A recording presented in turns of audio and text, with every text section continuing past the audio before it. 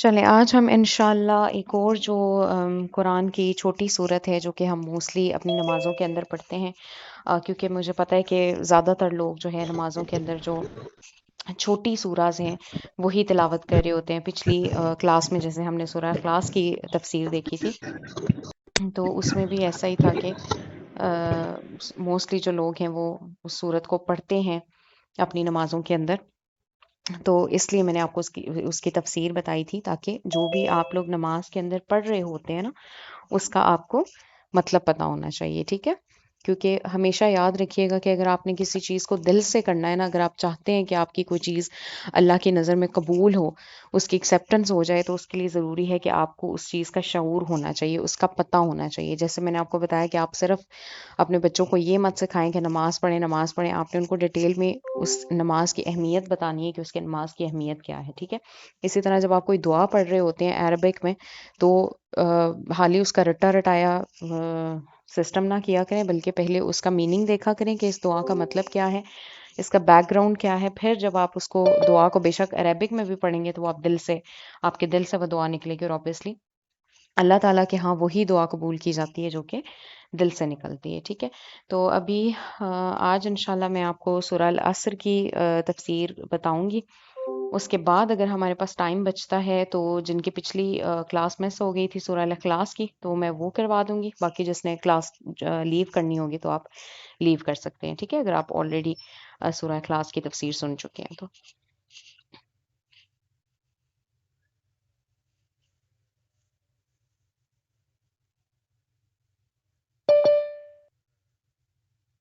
اچھا، اسکرین پہ میں آپ کو یہ شو کر دیتی ہوں اس کا ترجمہ۔ آپ لوگ پلیز کسی ایک ٹائم پہ جوائن کیا کریں تاکہ جب میں کلاس لے رہی ہوتی ہوں تو پھر آپ لوگوں کے بیچ میں ڈسٹربنس نہیں آنی چاہیے۔ آپ کی ریکویسٹ آ رہی ہوتی ہیں تو پھر میں کیسے پھر اس کو ایکسیپٹ کروں؟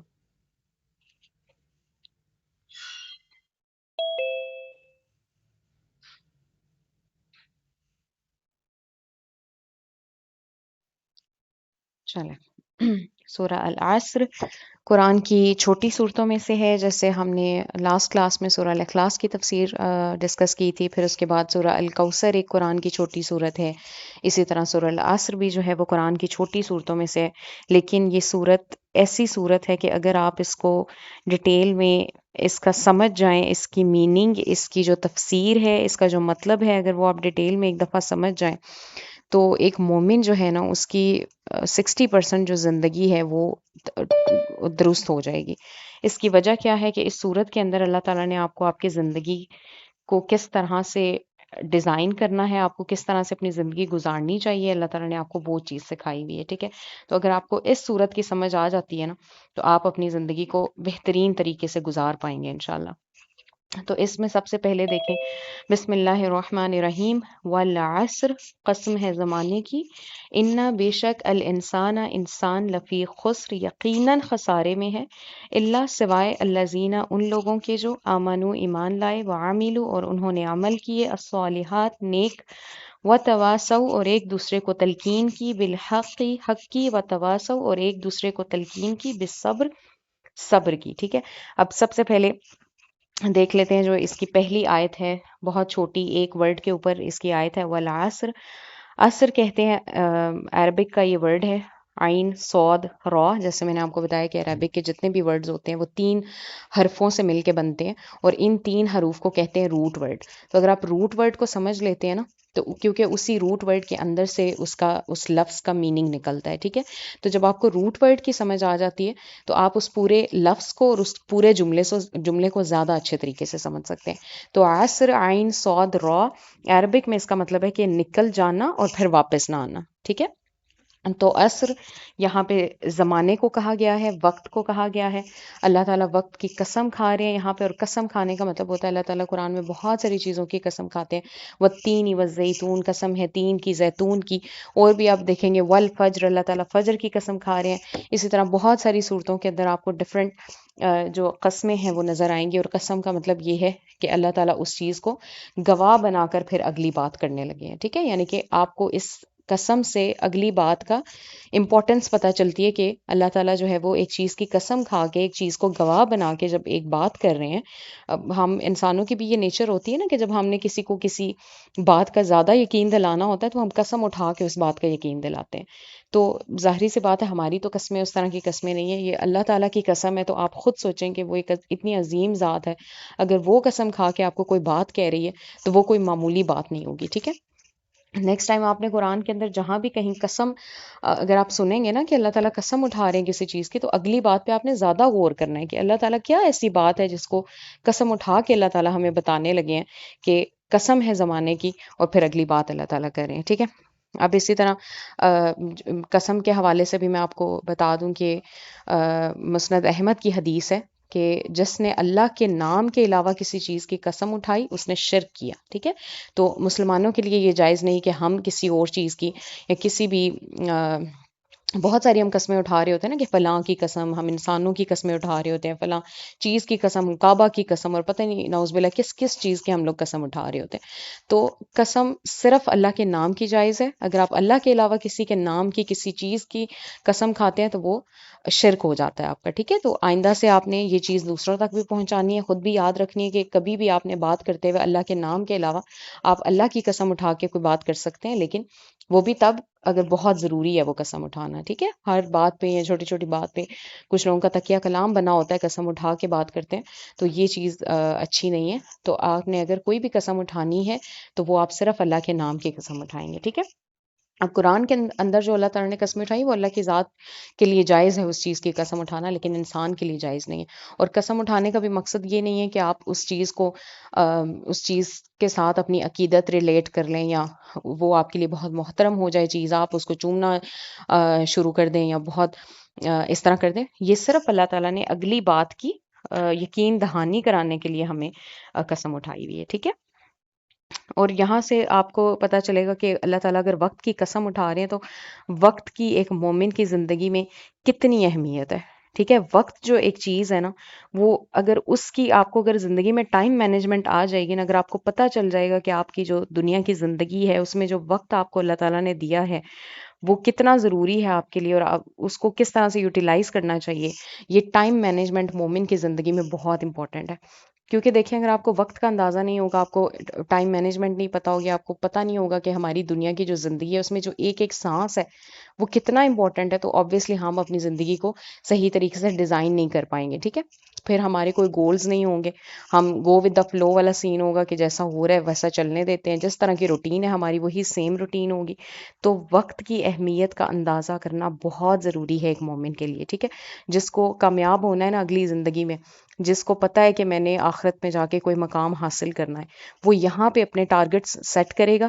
ٹھیک ہے. اس کے ایمز ہوں گے، وہ اپنی زندگی کو اس کے مطابق ڈیزائن کرے گا. ٹھیک ہے. اب اگر فار ایگزامپل ایک انسان کی خواہش ہے کہ وہ قرآن کو حفظ کرے، وہ حافظ بننا چاہتا ہے، تو اب یہ بیٹھے بٹھائے تو نہیں ہو جائے گا نا کہ وہ آرام سے سو رہا ہے، کوئی اس کی روٹین نہیں ہے اور بس ایک خواہش رکھی ہوئی ہے دل میں اور کوئی ٹائم مینجمنٹ نہیں ہے، وہ اس چیز کو ڈیزائن ہی نہیں کر پا رہا ہے کہ میں نے کب یاد کرنا ہے، کتنا یاد کرنا ہے، کوئی مینجمنٹ نہیں ہے اس کی زندگی کے اندر. آبویسلی وہ اپنے اس ڈریم کو، اس ٹارگٹ کو کبھی بھی اچیو نہیں کر سکتا ہے. ٹھیک ہے. تو وقت کی جو اہمیت ہے اس کو سمجھ لینا ایک مومن کے لیے، نہ صرف مومن کے لیے، آپ بلکہ دیکھیں گے کہ مومن کے علاوہ کافروں کے لیے بھی، اگر آپ دنیا میں جتنی مرضی قومیں دیکھ لیں، جن قوموں نے وقت کی پابندی کی، وقت کی مینجمنٹ کی، وقت کی اہمیت کو محسوس کر لیا ہے نا، وہ آج ہم سے کتنی آگے ہیں. ٹھیک ہے. آپ یہ گوروں کو دیکھیں، کافروں کو دیکھیں، جو امیر سے امیر لوگ ہیں، وہ کیوں امیر ہیں؟ کیونکہ انہیں وقت کا پتہ ہے، وہ وقت کو صحیح جگہ پر لگا رہے ہیں. ٹھیک ہے. وہ بیٹھ کے سوشل میڈیا نہیں سکرول کر رہے ہیں، وہ بیٹھ کے ڈراماز نہیں دیکھ رہے ہیں، وہ اپنا جو وقت ہے وہ ان فضول چیزوں کے اندر ضائع نہیں کر رہے ہیں، بلکہ وہ کوئی نہ کوئی اسکل اپنی یوز کر کے اس کو بزنسز میں لگا رہے ہیں، ڈفرینٹ چیزیں کریں، کیونکہ ان کو پتہ ہے کہ ہمارا وقت امپورٹنٹ ہے. ٹھیک ہے. وہ ایک مووی دیکھنے کے لیے کسی سینما میں 2 گھنٹے کی ڈرائیو کر کے نہیں جا رہے ہیں، وہاں پہ 2 2.5 گھنٹے کی مووی دیکھی، پھر 2 گھنٹے کی ڈرائیو کی، واپس آئے. وہ یہ چیزیں نہیں کرتے ہیں. کیوں؟ بیکاز ان کو پتہ ہے، اور اگر وہ یہ چیزیں کرتے بھی ہیں تو پھر وہ اس حساب سے اپنا جو باقی ٹائم ہے اس کو مینج بھی کرتے ہیں. لیکن انفارچونیٹلی ہمارے مسلمانوں کے اندر یہ چیزیں نہیں ہیں، ہمیں وقت کی اہمیت کا اندازہ نہیں ہے، ہم سو رہے ہیں تو لمبا سو رہے ہیں، ٹھیک ہے، کوئی کام کرنے بیٹھ جاتے ہیں کسی جگہ، ایک سوشل میڈیا کو لے کر بیٹھ جاتے ہیں، وہ پھر بیٹھے ہی رہتے ہیں گھنٹوں، ہمیں نہیں پتہ چلتا کہ ہمارا وقت کہاں جاتا ہے۔ اور یاد رکھیں کہ شیطان کی سب سے بڑی جو ہمارے اندر جو ہٹ کرتا ہے نا، وہ ہمیں وہ وقت کو لے کر ہی کرتا ہے، ٹھیک ہے، وہ ایک مومن کو اس طرح سے گمراہ کر دیتا ہے کہ وہ وقت کو لے کے بیٹھا ہی رہتا ہے، ٹھیک ہے۔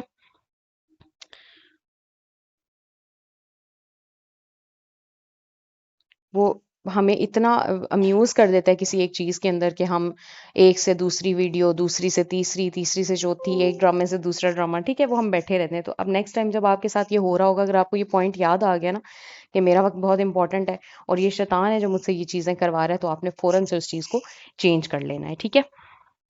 اب سب سے زیادہ اہمیت آپ کو میں وقت کی اگر بتاؤں تو وہ حسرت ہے جو قیامت کے دن ایک انسان کو ہوگی، ایک جنتی کو ہوگی، ٹھیک ہے۔ آپ سوچ سکتے ہیں کہ ایک انسان جنت میں جا چکا ہے، اس کے باوجود اس کو حسرت ہے، یعنی کہ کہتے ہیں نا کہ جنت تو از آل پرفیکٹ، اس میں آپ کو سب کچھ ملا ہوا ہے، ہر چیز ملی ہوئی ہے، اسٹل جنتی کو ایک حسرت ہے، اور وہ حسرت کیا ہے کہ اللہ تعالیٰ کاش آپ مجھے دنیا میں واپس، جب وہ دیکھے گا نا کہ دوسرے لوگوں کے کتنے کتنے مقامات ہیں، جو سب سے لو درجے والا جنتی ہوگا، اور لو درجے والی بھی جنت آپ کو پتہ ہے کہ کیسی ہوگی، پوری دنیا کی سلطنت کو ملا لینا، پوری دنیا کے خزانوں کو ملا لیں تو وہ جنت کا سب سے چھوٹا درجہ ہوگا، ٹھیک ہے۔ تو آپ امیجن بھی نہیں کر سکتے ہیں کہ اس دنیا کے اندر کتنی ساری دولتیں ہیں، کتنی ساری سلطنتیں ہیں، ان سب کو ملا کے اس جنت کا سب سے چھوٹا درجہ ہے، اور اس چھوٹے درجے کے اندر جو انسان ہوگا اس کو کیا حسرت ہوگی کہ اللہ تعالیٰ کاش آپ مجھے دنیا میں واپس بھیج دیں، میں تھوڑی سی اور نیکیاں کر لوں اور ان لوگوں جتنا مجھے مقام مل جائے، کاش میرا درجہ ایک دفعہ تھوڑا سا اوپر ہو جائے، کیونکہ وہ جنت میں درجات ہے نا، ڈفرینٹ ڈفرینٹ درجات ہے، جو اونچائی ہوتی ہے دنیا میں بھی ہمیں اونچائی بڑی امیوز کر رہی ہوتی ہے، بڑی بڑی بلڈنگز، آپ دبئی میں جیسے برج خلیفہ ہے، آپ دیکھتے ہیں کہ جتنا اوپر آپ لوگ جاتے جاتے ہیں، جس اوپر والے فلیٹ میں جائیں گے اس کی قیمت بڑھتی جاتی ہے، کیونکہ اوپر والی جو بلڈنگز ہوتی ہیں ہمیشہ ان کی زیادہ ویلیو ہوتی ہے، ٹھیک ہے، زیادہ کیونکہ لوگ اس میں جانا چاہتے ہیں، زیادہ پسند کرتے ہیں اونچائی کو، تو اسی طرح جنت میں بھی اسی طرح درجے ہیں، اور نچلے سے اوپر والا، پھر اوپر سے اوپر والا، اور اللہ تعالیٰ نے ہر درجے کے لیے ڈفرینٹ ڈفرینٹ جو ہے وہ چیزیں رکھی ہوئی ہیں۔ تو اسی طرح جب جو جنتی ہے نیچے درجے والا، وہ دیکھے گا تو کیا کہے گا کہ کاش اللہ تعالیٰ، یہ میری حسرت ہے کہ آپ مجھے بھیجیں دنیا میں واپس، اور میں جو ہے نیک اعمال کروں اور میرا درجہ بڑھ جائے، ٹھیک ہے۔ تو سب اپنے لیے وقت میں برکت کی دعا مانگا کریں۔ ایک دعا میں آپ کے ساتھ شیئر کر دیتی ہوں، اللہم بارک لی فی اوقاتی، ٹھیک ہے، یہ میں لکھ کے بھی انشاءاللہ آپ کے ساتھ شیئر کر دوں گی، اس کا مطلب ہے کہ اے اللہ میرے وقت میں برکت عطا فرما۔ تو آپ جب یہ دعا اپنی زندگیوں میں مانگنا شروع کر دیں گے تو انشاءاللہ اللہ تعالیٰ آپ کے وقت کو اسی مطابق آپ کو استعمال کرنے کی توفیق بھی دے دیں گے، ٹھیک ہے۔ اب اتنی اہم قسم اٹھانے کے بعد، زمانے کی قسم اٹھانے کے بعد، اللہ تعالیٰ کیا کہہ رہے ہیں، ان الانسان لفی خسر، بے شک انسان یقیناً خسارے میں ہے، ٹھیک ہے۔ پہلے بھی بے شک کہا، یعنی کہ پہلے بھی اللہ تعالیٰ نے اس پہ یقین کا اظہار کیا، ٹھیک ہے، ان بے شک الانسان انسان لفی خسر، یقیناً خسارے میں ہے، یعنی کہ یہ طے شدہ بات ہے کہ انسان جو ہے وہ پورے کے پورے مکمل نقصان کے اندر ہے، اپنی دنیا، اپنی زندگی میں وہ ہر چیز میں نقصان اٹھا رہا ہے، الا الذین، سوائے، ٹھیک ہے، اب ساتھ ہی اللہ تعالیٰ نے بتا بھی دیا کہ کیا ایسی چیز ہے جس پر عمل کر کے آپ نقصان سے بچ سکتے ہیں اپنی دنیا کی زندگی کے اندر، الا، سوائے، الذین، ان لوگوں کے جو آمنو، ایمان لائے، ٹھیک ہے، یعنی کہ جو بھی لوگ دنیا کے اندر ایمان والے ہیں، اللہ کی ذات پر ایمان رکھتے ہیں۔ ایمان میں کیا کیا چیزیں آتی ہیں؟ جبرائیل علیہ السلام نے نبی صلی اللہ علیہ وسلم سے سوال کیا کہ ایمان کیا ہے، تو نبی صلی اللہ علیہ وسلم نے جواب دیا کہ ایمان کے اندر 6 چیزیں ہیں، ٹھیک ہے، 6 چیزوں پر اگر آپ کا ایمان آ گیا نا تو پھر آپ کا ایمان جو ہے وہ کمپلیٹ ہو گیا۔ وہ 6 چیزیں کون سی ہیں؟ اللہ پر ایمان لانا، اس کے فرشتوں پر ایمان لے کر آنا، اس کی کتابوں پر ایمان لے کر آنا، رسولوں پر ایمان لے کر آنا، تقدیر پر ایمان لانا، اچھی اور بری دونوں، ٹھیک ہے، دونوں، ہر قسم کی تقدیر پر ایمان لانا، اور پھر آخرت پر ایمان لانا۔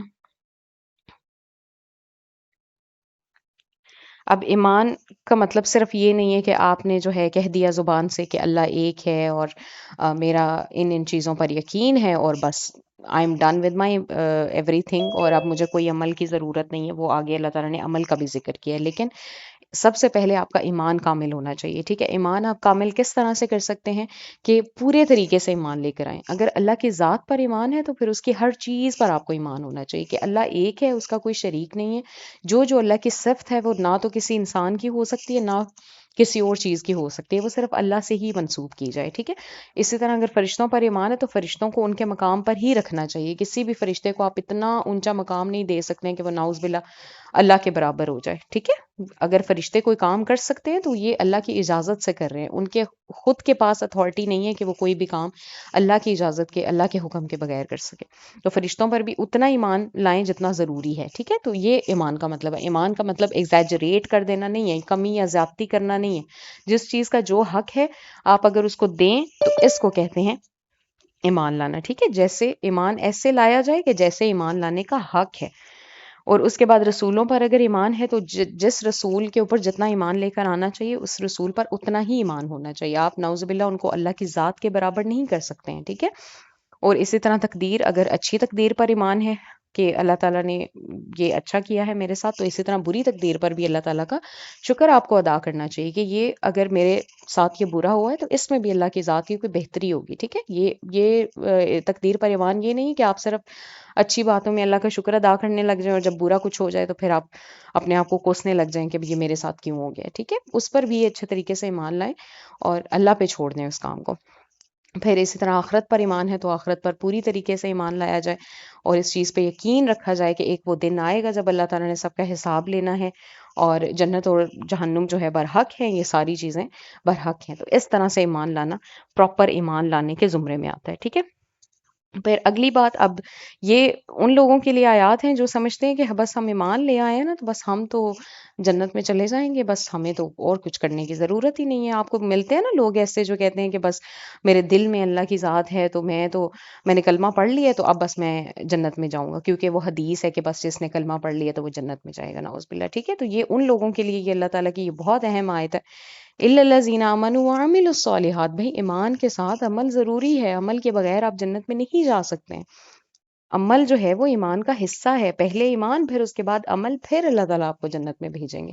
ہمیشہ یاد رکھنا ہے آپ نے، ایمان اور عمل دونوں ایک دوسرے کے ساتھ ساتھ ہیں، یہ دونوں چیزیں ہوں گی تو آپ جنت میں جائیں گے۔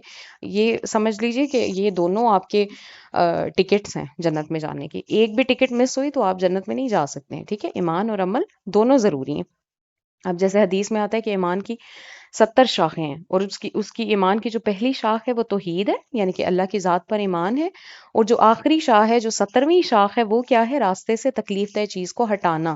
اب راستے سے چیز کو ہٹانا یہ کیا ہے؟ یہ ایمان کا حصہ تو نہیں ہے نا، یہ عمل والی چیز ہے نا، آپ پریکٹیکلی کر رہے ہو اس چیز کو کہ راستے میں اگر پتھر پڑا یا کوئی ایسی چیز ہے جو کسی کو نقصان دے سکتی ہے، اگر آپ اس کو ہٹا دیں تو یہ عمل کیا ہے نا آپ نے۔ حالانکہ یہ دیکھنے میں کتنا چھوٹا سا عمل ہے، بالکل آپ راستے میں جا رہے ہیں، کوئی پتھر پڑا ہے جس سے آپ کو ڈر ہے کہ کوئی گر سکتا ہے، اس سے آپ اس کو پاؤں سے ہٹا دیں، ذرا سا کیا کیا، ذرا سی ایک چیز کی ہے، لیکن آ، کیا ہوا ہے کہ آپ کو اس کا ثواب مل گیا، ٹھیک ہے؟ تو یہ عمل تھا، تو اس لیے کہتے ہیں کہ جو عمل ہے وہ ایمان کا حصہ ہے، عمل کے بغیر آپ کا جو ایمان ہے وہ کبھی بھی کمپلیٹ نہیں ہوتا ہے۔ اور عمل کیا ہے؟ نیکی ہے، ٹھیک ہے؟ نیکی کیا ہے؟ اب اکثر آپ لوگوں سے پوچھیں گے نا کہ نیکی کیا ہے تو لوگ کہتے ہیں نماز پڑھنا، روزہ رکھنا۔ بھائی یہ نیکیاں نہیں ہے، نیکی کی جو ڈیفینیشن ہے نا وہ بہت بڑی ہے، نیکی کے اندر بہت وسعت ہے، ہر اچھا کام نیکی ہے۔ حدیث میں آتا ہے، یہ صحیح البخاری کی حدیث ہے، کل معروف صدقہ، ٹھیک ہے؟ کہ ہر اچھی چیز نیکی ہے، ہر اچھی چیز صدقہ ہے، ٹھیک ہے؟ تو اگر آپ نے کوئی آپ سے پوچھے کہ نیکی کیا ہے تو نیکی کی جو پراپر ایک ڈیفینیشن ہم کر سکتے ہیں نا، نیکی کی پراپر ڈیفینیشن یہ ہے کہ ہر اس کام کو کرنا جس کا اللہ تعالیٰ نے حکم دیا ہے اور ہر اس کام سے بچنا جس سے اللہ تعالیٰ نے روکا ہے، ٹھیک ہے؟ یہ سب لوگ نوٹ کر لیں، نیکی کس کو کہتے ہیں؟ نیکی صرف اچھے کاموں کو کرنا نیکی نہیں ہوتا ہے، بلکہ ہر اس کام کو کرنا جس کا اللہ نے حکم دیا ہے اور ہر اس کام سے رک جانا جس سے اللہ تعالیٰ نے روکا ہے۔ تو آپ خود سوچیں کہ سبحان اللہ، جب آپ اس چیز پر عمل کر لیتے ہیں تو آپ ایک مومن جو ہے وہ 24 گھنٹے نیکی میں ہوتا ہے، ٹھیک ہے؟ فار ایگزامپل اگر آپ حلال کما رہے ہیں اور حرام کمائی سے بچ رہے ہیں، جب کما رہے ہیں تو اس کمانے میں بھی آپ کی نیکی ہو رہی ہے، اور باقی جو ٹائم آپ حرام سے بچ رہے ہیں وہ بھی آپ کا ٹائم نیکی میں جا رہا ہے، سبحان اللہ، ٹھیک ہے؟ اسی طرح وہ کہتے ہیں نا کہ جب جو شخص عشاء کی نماز پڑھ کے سوتا ہے اور اس نیت سے سوتا ہے کہ وہ فجر کے لیے اٹھے گا، اور اگر وہ فجر کے لیے نہیں اٹھتا ہے تو اس کو آدھی رات کا ثواب عبادت کا ملتا ہے، اور اگر وہ اٹھ جاتا ہے تو اس کو پوری رات جو ہے وہ عبادت کا ثواب ملتا ہے، ٹھیک ہے؟ تو اب آپ کا وہ سونا بھی اللہ تعالیٰ نے سبحان اللہ نیکی بنا دی ہے۔ تو یہ نیکی کی جو ڈیفینیشن ہے وہ بہت واسٹ ہے۔ آپ اس کو صرف چھوٹی چھوٹی چیزوں میں محدود نہ کیا کریں کہ یہ نیکی ہے، فلاں نیکی ہے، نہیں، نیکی جو ہے وہ بہت بڑی ہے، ٹھیک ہے؟ پھر اس کے بعد آپ اگلا حصہ دیکھیں آیت کا، یہ کن لوگوں کی بات ہو رہی ہے؟ یہ ان لوگوں کی بات ہو رہی ہے جو خسارے میں نہیں ہیں، ٹھیک ہے، جو نقصان سے بچ سکتے ہیں۔ ہر شخص چاہتا ہے نا کہ میں نقصان سے بچوں، ہر کسی کو فائدہ چاہیے، نقصان تو کوئی بھی نہیں چاہتا ہے۔ تو جو اتنا بڑا آپ کا نقصان ہو رہا ہے، جس کا ہمیں علم تک نہیں ہے، جس کی ہمیں ریئلائزیشن بھی نہیں ہے کہ ہمارا کتنا بڑا نقصان ہو رہا ہے، تو اس کو آپ نے سمجھنے کی کوشش کرنی ہے، ٹھیک ہے؟ اب یہ اللہ تعالیٰ کہہ رہے ہیں، اللہ تعالیٰ بتا رہے ہیں، کتنی اونچی ذات ہے جو آپ کو بتا رہی ہے کہ نقصان سے آپ کس طرح بچ سکتے ہیں۔ تو نقصان سے بچنے کے یہی طریقے ہیں، ایمان لے کر آئیں، عمل کریں۔ اگلی چیز کیا ہے؟ وَتَوَاسَوْا بِالْحَقِّ، اور ایک دوسرے کو تلقین کریں حق کی۔ اب حق کی تلقین آپ اسی وقت کر سکتے ہیں جب آپ خود حق میں ہوں گے، ٹھیک ہے؟ آپ ایک انسان خود ہی صحیح راستے پر نہیں ہے، خود حق کو فالو نہیں کر رہا ہے، تو وہ دوسرے کو حق کیا بتائے گا؟ اور حق میں کیا چیزیں آتے ہیں؟ حق میں اسلام حق ہے، ٹھیک ہے، اللہ کا دین ہے، یہ حق ہے، اس کو پریچ کرنا، اس کی تبلیغ کرنا، دوسروں کو بتانا، یہ بھی آپ حق کو فالو کر رہے ہیں، ٹھیک ہے؟ پھر دوسروں کو بھی دعوت دیں کہ وہ بھی آگے اس کو فالو کریں، فارورڈ کریں، تبلیغ کریں۔ تو یہ چیزیں آپ کیا کریں؟ حق کی تلقین کریں اور اس کی پیروی کریں، ٹھیک ہے؟ اس کے علاوہ حق میں کیا آتا ہے؟ حق میں حقوق اللہ بھی آتے ہیں، حقوق العباد بھی آتے ہیں، ٹھیک ہے؟ تو اگر آپ عبادت کر رہے ہیں، اپنی نماز ٹائم کے اوپر پڑھ رہے ہیں، اور اللہ تعالیٰ کے بھی سارے حقوق ادا کر رہے ہیں، رمضان کے روزے رکھ رہے ہیں آپ، اور پھر اس کے بعد بندوں کے حقوق سارے پورے کریں، والدین ہیں اگر آپ کے تو آپ والدین کے حقوق پورے کریں، اولاد کے حقوق پورے کریں، بہن بھائیوں کے، رشتہ داروں کے، سب کے حقوق پورے کریں۔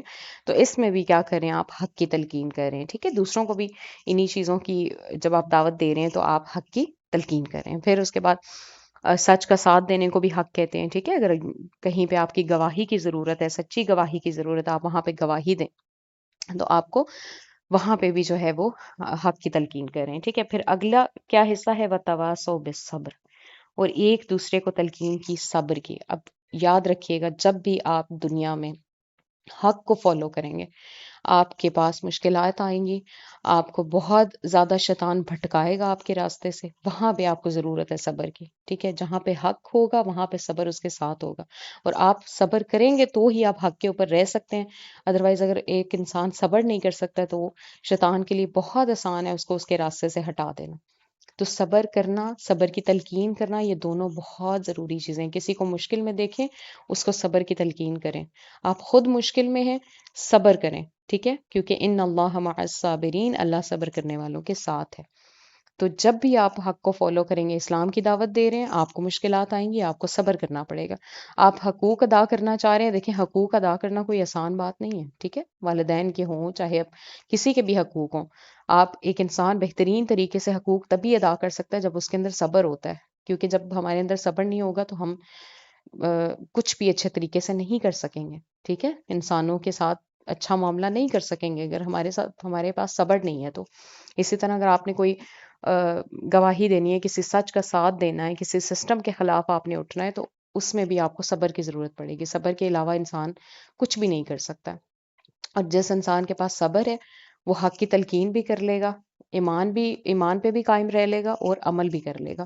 تو صبر جو ہے نا، یہ تو میں کہتی ہوں کہ ایسنس ہے پورا آپ کے پوری جو دین ہے نا، اس کا اگر ہم ایک نچوڑ دیکھیں نا کہ پورے دین کا نچوڑ کیا ہے، تو میں وہ کہتی ہوں کہ وہ صبر ہے۔ کیونکہ اگر ایک انسان صبر کر سکتا ہے نا ہر حال میں، تو وہ انسان کچھ بھی کر سکتا ہے، وہ اپنے دین کے اوپر قائم بھی رہ سکتا ہے، ٹھیک ہے؟ تو یہ تھی ہماری سورہ العصر کی تفسیر۔ میں امید کرتی ہوں کہ آپ کو اس سے فائدہ ہوا ہوگا، آپ انشاءاللہ اپنی اس چیز کو محسوس کریں گے کہ ہم زندگی میں کتنا کچھ کھو رہے ہیں، ٹھیک ہے؟ کتنا پیچھے ہیں، ہم وقت کی اہمیت نہیں کر رہے ہیں۔ وہ ایک حدیث آتی ہے نا کہ جو وقت ہے اس کی مصروفیت سے پہلے قدر کرو، ٹھیک ہے؟ جو صحت ہے اس کی بیماری سے پہلے قدر کرو، جو زندگی ہے اس کی موت سے پہلے قدر کرو. تو اس میں بھی آپ کو اللہ تعالیٰ بتا رہے ہیں کہ وقت کی اہمیت کتنی ہے. ٹھیک ہے، اگر آپ مصروف ہو جائیں نا تو پھر آپ کو یاد آتا ہے کہ اوہو تب تو میں فارغ تھی، تب میں یہ بھی کر سکتی تھی، تب میں وہ بھی کر سکتی تھی، لیکن اس وقت آپ کے پاس ٹائم نہیں بچتا ہے. تو جو بھی آپ لوگوں میں سے جتنے بھی لوگ فارغ ہیں، جن کے پاس تھوڑا سا بھی وقت نکلتا ہے، آپ کوشش کریں کہ دین کے علم سیکھنے میں اور سکھانے میں اور اس طرح کی چیزوں میں اس کو خرچ کریں. کہ یقین کریں جو قیامت کی حسرت ہے نا وہ بہت بڑی حسرت ہے.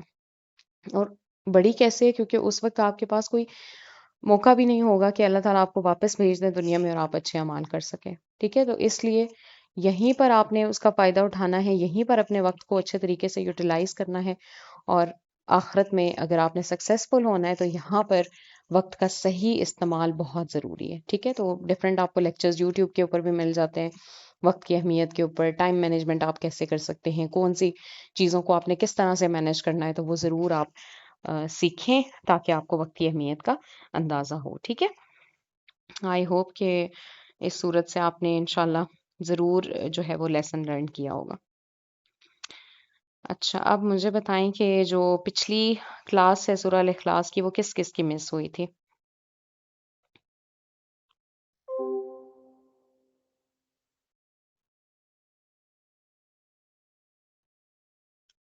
آپ لوگوں میں سے کوئی ہے جس کی پچھلی کلاس مس ہوئی تھی؟ اگر نہیں ہے تو پھر میں ریکارڈنگ آپ کے ساتھ شیئر کر دوں گی. ادروائز اگر ابھی آپ لوگ ہیں کلاس میں تو میں پھر باقی جو لیو کرنا چاہتے ہیں وہ لیو کر دیں ابھی. تو باقیوں کے لیے میں سورہ الاخلاص کی تفسیر کر دیتی ہوں. ٹھیک ہے، اگر کوئی بھی نہیں ہے تو پھر میں انشاءاللہ آپ کے ساتھ بعد میں شیئر کر دوں گی. ابھی مجھے بتائیں کہ آپ کے کوئی کوشچنز ہیں آج کی کلاس سے ریلیٹڈ یا آپ کی نماز سے ریلیٹڈ؟ کوئی بھی اگر کوشچن ہے تو آپ کر سکتے ہیں اپنا مائک اوپن کر کے.